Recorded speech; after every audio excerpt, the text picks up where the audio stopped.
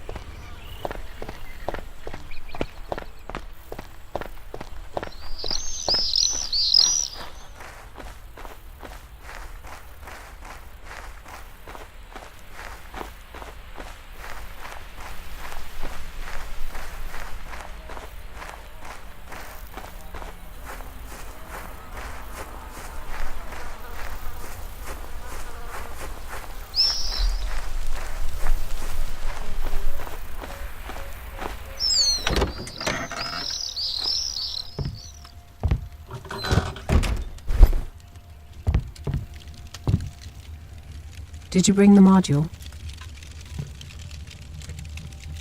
Yes. How do I install it?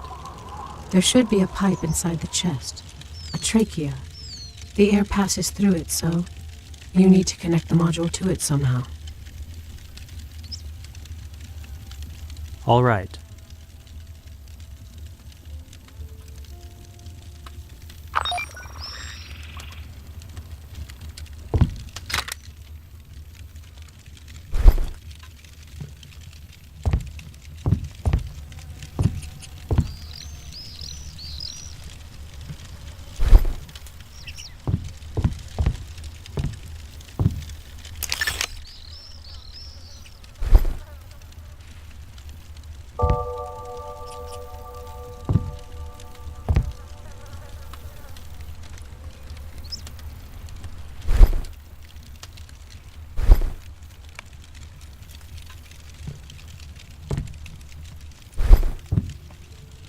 Thank you.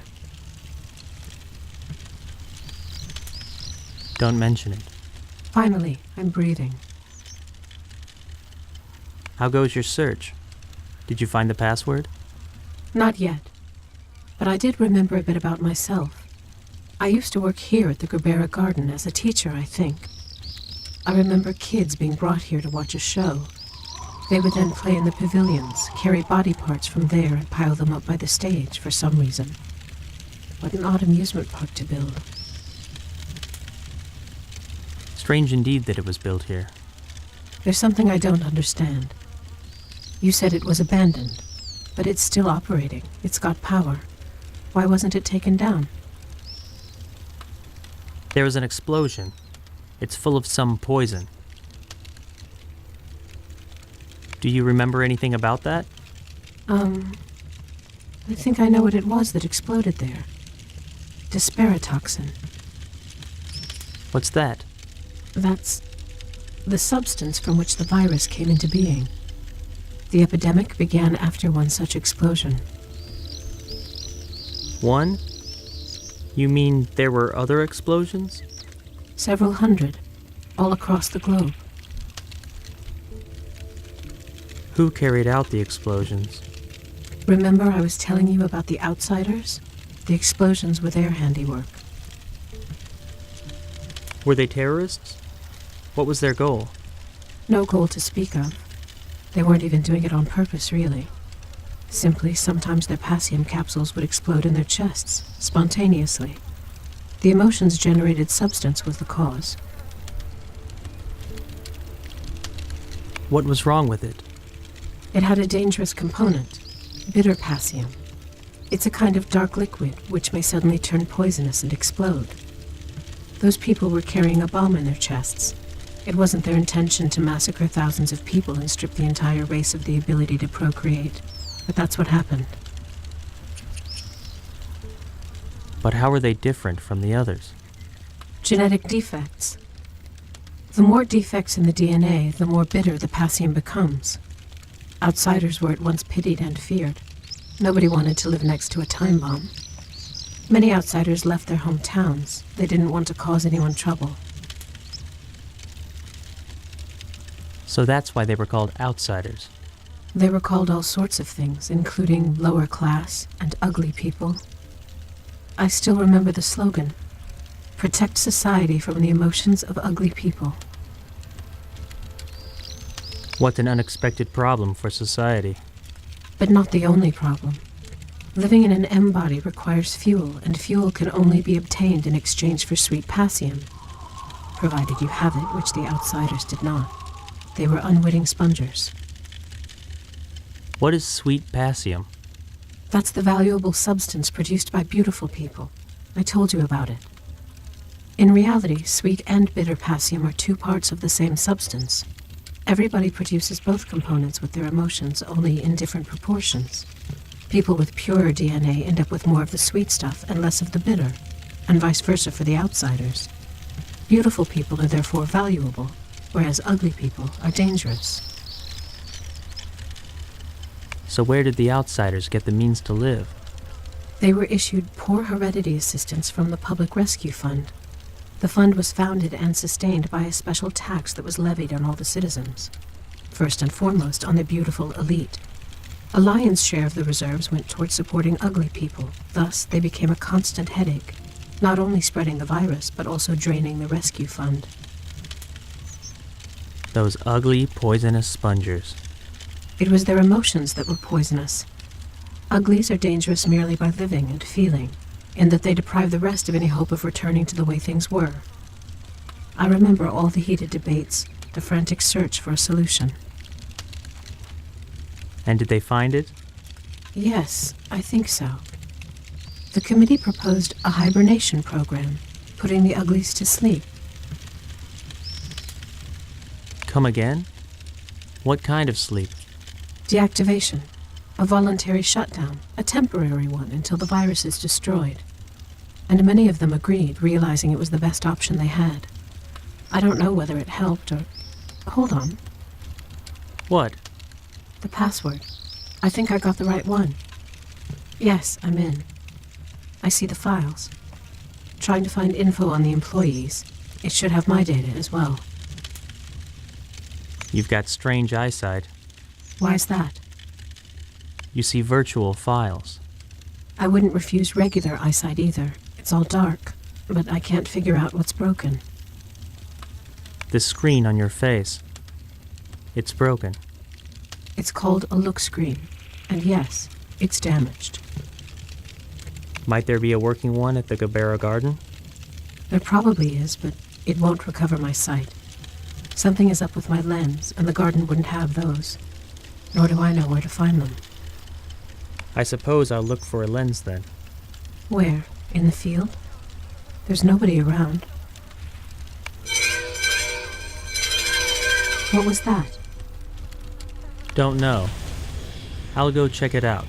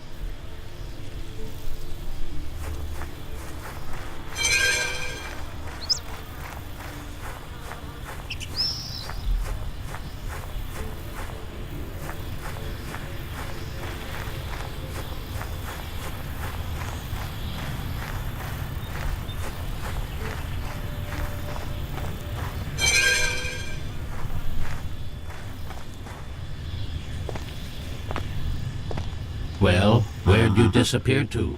Listen, I found out how much they're paying. It's good money. Very good, actually. I'm going tomorrow. The procedure is simple. No pain and almost no damage. Sure, your brain is a little worse for wear while the patient recovers, but a job's a job, right? I might even quit the whole flower collecting business. But all that's still just castles in the sky. In the meantime, we've got phytocopies to sell. I got an order for you, so listen up. 2 red, 70 at the least. 1 orange.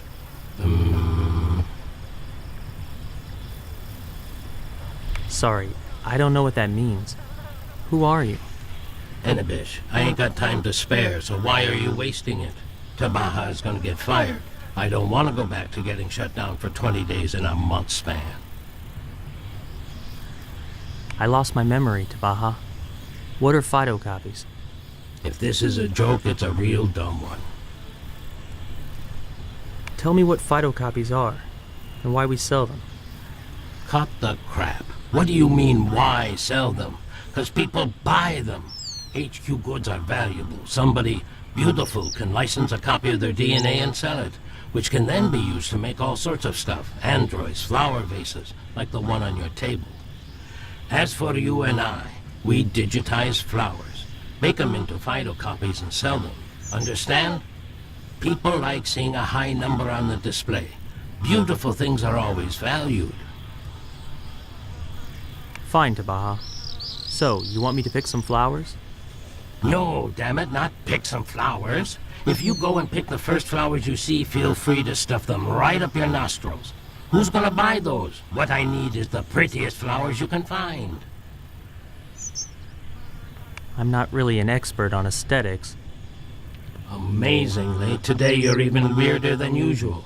Look, you take the genometer, go up to the flowers and measure their beauty. I need 2 red gaberas with a 70 HQ or higher, no lower. 1 orange, 80 or higher, and 1 yellow, 90 or higher. Make sure to measure only fully open flowers, else the phytocopier will jam up and cleaning it is a pain. Aim at the center of the flower, lest it close up before you're done measuring. Once picked, digitize it with the phytocopier, then pack everything. Pack into what? Same as always, into a box of covers. All right, that sounds doable. I'll be back in 3 hours. What do you want for the job? Want me to bring back food? I need a lens for a female embody. A lens won't help that vase of yours. It was already barely functioning when your late grandfather bought it up in Angkor. Ain't nothing you can do. It's a cheap, pirated copy. Let it go. It's been gathering dust for years, so let it. Bring me the lens, Tabaha. Fine, I'll bring it. But I want you to know that you're slowly losing your marbles out here. You should move to the city. I'll be sure to do that. Just one more question. Shoot. What is that number on your chest? What does it mean? Ha! Good one. Seriously, I didn't see it coming. All right, I'm off. Tons to do and the weather is getting nasty. Get yourself a hat. A warm one, made of fur. Know what I'm talking about?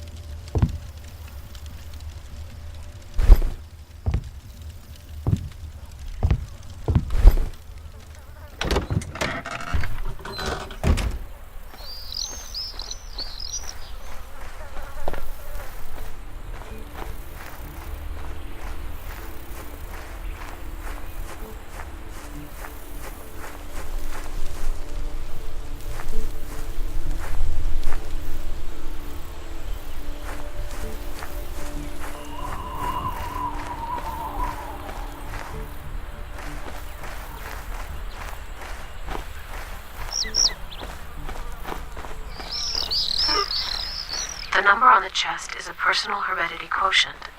Everybody's got one, yourself included. It represents the degree of purity of your DNA. In other words, it's your value to society.